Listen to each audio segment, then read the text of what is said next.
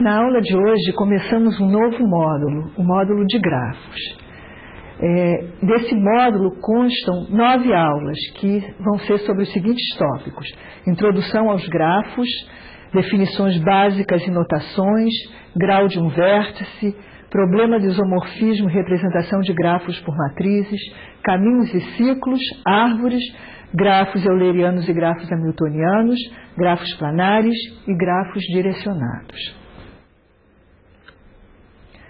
O objetivo é construir um embasamento teórico e estrutural da teoria de grafos. O que nós queremos é adquirir uma capacidade para resolver problemas algorítmicos em grafos, tendo em vista uma preocupação computacional. Importância. Inúmeros problemas reais, eles podem ser descritos ou modelados por grafos. E com esse modelo, nós vamos querer resolver os problemas. E, além disso, os grafos são estruturas matemáticas discretas e o seu estudo tem, além de um interesse puramente teórico, tem um interesse prático, que é o interesse de, com esse conhecimento, de a gente poder resolver problemas. Bom, então vamos começar com uma breve introdução aos grafos. Então nós vamos falar um pouco da história e especificamente de 2 problemas que foram bastante importantes no desenvolvimento dos grafos, que é o problema da ponte de Königsberg e o problema das 4 cores. E vamos finalizar dando algumas aplicações. A teoria dos grafos, considerada como ramo da matemática discreta, tem uma origem relativamente recente. A gente pode dizer que ela data de meados do século XVIII. E o problema que é considerado um marco inicial na teoria dos grafos é o problema da ponte de Königsberg, que foi um problema resolvido pelo matemático suíço Leonhard Euler, que viveu no período de 1707 a 1783, e esse problema ele data de 1736, cerca de 1736. Euler foi um dos matemáticos mais prolíficos de todos os tempos e deixou contribuições importantes em diferentes áreas da matemática. Então vamos contar sobre o problema das pontes de Königsberg. Na cidade de Königsberg, que ficava na antiga Prússia e hoje é chamada de Kaliningrado, 7 pontes cruzam o rio Pregel, estabelecendo ligações entre 2 ilhas e os continentes, né, as margens opostas do rio, conforme essa ilustração. Então, eu chamei essa ilha de A, essa ilha de B, essa margem de C, essa de D, e a gente vê que a gente tem essas 4 pontes ligando a ilha A às 2 margens, uma ponte ligando a ilha A à ilha D e 2 pontes ligando a ilha D às margens opostas, né? Ou seja, nós temos 7 pontes. E o problema consiste em, partindo de alguma das margens, ou da margem C ou da margem D, ou da ilha A ou da ilha D, a gente quer determinar um trajeto. Por exemplo, digamos que eu parta dessa margem, eu quero determinar um trajeto onde eu vou passar por todas as pontes uma única vez e eu vou retornar ao ponto inicial, tá? Sem repetir nenhuma ponte. Tá? Então a pergunta, isso daí é possível? Contam que isso daí é uma lenda, né? Que os habitantes dessa cidade gostavam de se sentar no bar, tomando uma cerveja, discutindo esse problema. E Euler escutou falar sobre esse problema e foi o primeiro a tratar esse problema sobre um ponto de vista matemático. E ele provou formalmente que esse trajeto era impossível. A prova de Euler apareceu um artigo que é considerado o marco inicial da teoria de grafos em 1736. E embora esse artigo não tenha sido escrito na linguagem atual de grafos, as ideias são de natureza grafo-teóricas e, então, esse artigo é considerado, como eu falei, o primeiro artigo de grafos. Euler modelou o problema associando a cada região de terra, que eu estou chamando de A, B, C e D, a um ponto, e a cada ponte uma linha ligando os pontos correspondentes às regiões que a ponte conectava. Ou seja, a ilha A associamos aquele ponto A, a ilha B, a ilha B, a margem C e a margem D. E as pontes, elas estão associadas às linhas. Por exemplo, aqui o A para o continente, tem duas para C e duas para D e uma ponte para B. Então, estão correspondendo às linhas. Tá? Ou seja, desse mapinha nós passamos para um diagrama. E esse diagrama, ele representa um grafo. Na verdade, é um multigrafo, nós vamos ver isso mais adiante. E o problema, ele se torna exatamente determinar um trajeto, aquele tipo de trajeto que nós descrevemos, que começa em algum dos pontos, tá? Percorre, no caso, todas as linhas que estão associadas às pontes, uma única vez, ou seja, não repete nenhuma linha duas vezes, ou seja, por exemplo, se sai daqui, teria que ir e voltar de alguma forma, né, o que a gente gostaria, o problema seria esse de tentar, partindo de A, percorrer todas as linhas uma única vez e voltar ao ponto de origem, né, ao ponto A, que a gente já sabe que não é possível neste caso. Mas esse tipo de trajeto, ele é chamado um trajeto euleriano, é uma coisa que nós vamos estudar mais adiante. Tá, então, Euler mostrou um pouquinho mais, ele mostrou que o problema só podia ser resolvido se tivéssemos um número par de pontes saindo de cada região, ou um número par de linhas saindo de cada ponto. Tá, então, mais adiante vamos ver isso com detalhes. No século XIX, podemos destacar os seguintes problemas. O problema das quatro cores, que foi formulado por Guthrie em 1852, eu vou falar um pouquinho daqui a pouco sobre ele.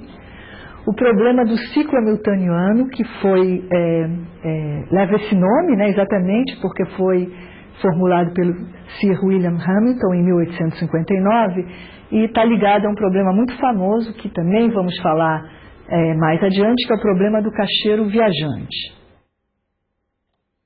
E a teoria das árvores, onde Kirchhoff, estudando circuitos elétricos, desenvolveu alguma coisa em 1847, e Cayley em química orgânica em 1857. E num contexto puramente matemático, ou seja, sem pensar em aplicação, nós temos Jordan em 1869. Então vamos falar um pouquinho sobre o problema das quatro cores. Esse é um problema muito famoso que foi formulado em 1852 por Guthrie. Guthrie era um estudante na época e ele pensou nesse problema, que é o seguinte. Ele quis colorir os países de um mapa arbitrário, né, um mapa plano, onde cada país ele queria colocar uma cor, mas de tal forma que países fronteiriços possuam cores diferentes. E a ideia é que fossem usadas um mínimo de cores. E ele observou que com quatro cores ele conseguia colorir todos os mapas. E então ele formulou a seguinte teoria. Ele conjecturou que quatro cores eram suficientes, ou seja, que qualquer mapa plano poderia ser colorido com quatro cores. Ou seja, nesse sentido, que países adjacentes ou regiões adjacentes receberiam cores diferentes. Isso inclusive, para você olhar e distinguir, né, os países. E esse problema, ele formulou essa conjectura, escreveu para o irmão, que era estudante de vários matemáticos famosos na época, que levou esses problemas para os professores, e houve, na época, não havia internet, é claro, então tudo era feito através de cartas. Então houve uma correspondência grande, onde esse problema era mencionado. É um problema fácil de a gente entender o problema, né? Mas ninguém conseguia provar. Ou seja, se você ficava... ou seja, é fácil entender esse problema, é fácil... você quer colorir um mapa, né? E o problema era provar que 4 cores realmente eram suficientes sempre, tá? Então, esse problema ele ficou em aberto por mais de 100 anos. E ele impulsionou bastante o desenvolvimento da teoria de grafos, porque muita coisa foi estudada visando resolver esse problema. Então, só para a gente pensar mais um pouquinho, isso aqui é um pedacinho do mapa. Tá? Então, eu tenho aqui 4 regiões, e esse exemplo ele mostra que 3 cores não são suficientes. Eu vou fazer isso transformando, eu vou associar a cada região um ponto, e se as regiões são adjacentes entre si, eu vou ter uma linha entre elas. Ou seja, eu vou ter um diagrama, que na verdade é um grafo, que expressa essa situação. E a gente observa que cada ponto, ele é adjacente aos outros 3, como aqui. Esse aqui, ele é adjacente aos outros 3. E assim, cada uma das regiões. E a gente vê, usando esse diagrama, no caso um grafo, a gente vê essa questão, a gente visualiza ela muito bem. Então, isso aqui mostra exatamente que eu preciso de 4 cores. Se eu tiver 3 cores aqui, eu vou estar repetindo cores. Vou ter regiões adjacentes com a mesma cor. Então, eu preciso necessariamente de 4 cores distintas. Então, esse pequeno exemplo mostra que 3 cores não são suficientes. Tá? Mas 4, tudo bem. Mas como eu falei, esse problema ficou em aberto. Houve muitas tentativas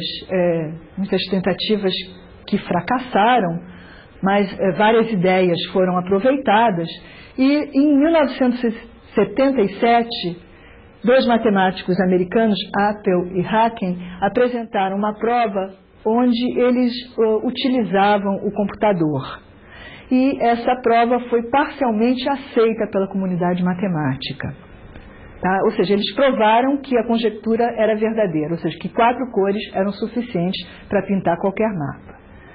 E como essa prova foi parcialmente aceita, então alguns matemáticos continuaram tentando, e em 1977, Robertson, Seymour, Sanders e Thomas apresentaram uma prova que é um pouco mais combinatória, mas que ainda utiliza o computador. Só que, no caso, usa menos casos, e então essa prova ela está sendo aceita. Atualmente ela está sendo aceita pela comunidade matemática. Mas ainda há matemáticos que gostariam de achar uma prova puramente combinatória, sem usar o computador. Mas atualmente essa prova tem sido aceita. No século XX, alguns resultados fundamentais que foram desenvolvidos na década de 30 por Kuratowski, Koenig e Menger também ajudaram no desenvolvimento da teoria de grafos. E o aparecimento do computador foi uma força, né, que impulsionou enormemente o desenvolvimento da teoria de grafos. Bom, aplicações são inúmeras. A gente pode encontrar os grafos modelando situações em praticamente quase todas as áreas. Então, eu vou citar na computação, que é a área que realmente nos interessa, né? Nós podemos falar de banco de dados, redes, algoritmos distribuídos. Na web, que nós usamos agora, faz parte do dia a dia das pessoas, também é enormemente usado, eu vou dar um exemplo sobre isso. Em química, em pesquisa operacional, otimização, engenharia elétrica e civil, arquitetura, sociologia, genética, psicologia, antropologia, linguística, etc, etc, etc. Então vamos ver um exemplo. Na web, né? A gente sabe que quando a gente vai fazer alguma busca na web, né, a gente tem as páginas, né? E cada página pode ter links para outras páginas, né? Então, se a gente pensar assim, cada página da web, a gente vai associar um ponto, tá? E os links que levam para outras páginas, a gente vai associar a linhas que vão estar entre os pontos correspondentes às páginas. Então, vou dar um exemplo pequenininho. Vamos pensar em 5 páginas. Então, eu tenho essas 5 páginas.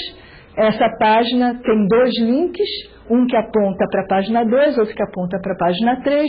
Essa página 2 tem um link que aponta para a página 3.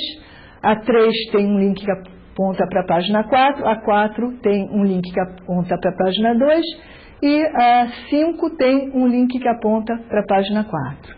Tá? Fazendo agora a correspondência que eu falei acima, nós vamos ter esse grafo onde eu tenho os pontos correspondentes e as linhas, né, que correspondem às páginas, que correspondem aos links, né, que vão de página. Inclusive, a gente tem essa orientação, né? Por exemplo, eu vou da página 1 para a página 3 e assim por diante, da página 1 para a página 2. Tá? Isso é um pequeno exemplo, porque isso é chamado o grafo da web. Ou seja, na verdade, a gente pode pensar na web como um enorme grafo, onde a gente vai ter milhões de nós, milhões de vértices e bilhões de arestas. Tá? A web é um grande grafo e a busca na web, na verdade, também é feito através de grafos, através de árvores que são grafos especiais. Em química, um exemplo bem simples, uma molécula química, ela consiste de um número de átomos ligados entre si. Por exemplo, se eu pensar na molécula de água, H2O, ela consiste de um átomo de oxigênio ligado a 2 átomos de hidrogênio. E a gente poderia representar dessa forma, ou ainda associando aos átomos pontos no plano e as ligações, que são linhas unindo os pontos associados aos átomos correspondentes, nós obtemos um grafo aqui. Tá? Isso é importante em química, porque você pode ter, às vezes, diversas representações, diversos grafos que você quer saber se representam a mesma molécula e diversos outros problemas que podem aparecer, mas que você pode modelar através de grafos. Um outro exemplo, numa área assim, bem diferente, seria em arquitetura. Então, por exemplo, eu vou pensar na planta plana de um apartamento, tá? Que eu estou pensando nesse diagrama, tá? Então, eu tenho aqui sala de estar, banheiro, e essa representação aqui são as portas, né? As ligações.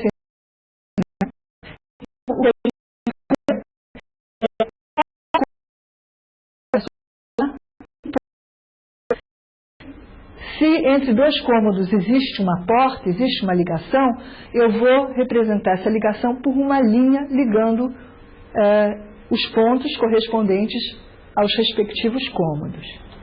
Tá? Então, fazendo isso, eu obtenho exatamente esse grafo, que é chamado grafo de circulação. Tá claro? Por exemplo, aqui, a sala de estar, banheiro, tudo isso são pontos. E se existe uma porta entre o banheiro, por exemplo, existe aqui uma porta entre o banheiro 1 e a sala de estar. Então, eu tenho ali uma ligação. Existe, entre a sala de estar, eu tenho esse quarto e essa sala de jantar. Então, eu tenho ali as ligações correspondentes. Tá? Então, esse grafo de circulação, ele É útil para representar as conexões entre diversos cômodos e também, se eu tiver num edifício, né, para analisar o movimento de pessoas. Então, são alguns exemplos, a gente tem inúmeros exemplos, só para a gente ver como os grafos podem ser úteis em várias situações, na verdade, para modelar problemas reais. Tá? E depois a gente, então, estuda os grafos, a sua estrutura, as suas propriedades, para poder resolver os problemas. Então, eu vou finalizar dando um resumo do que a gente fez, né? Nós falamos um pouco da história, do marco inicial, né? Que é considerado o primeiro problema de grafos, que é o problema da ponte de Königsberg. Nós, depois, no século XIX, destacamos o problema das 4 cores, entre outros, e no século XX, o aparecimento do computador. E falamos de algumas aplicações, né, para ilustramos, né, com alguns exemplos. Tá? Então, nós finalizamos agora essa breve introdução para começar nas próximas aulas a estudar efetivamente os grafos. Até uma próxima.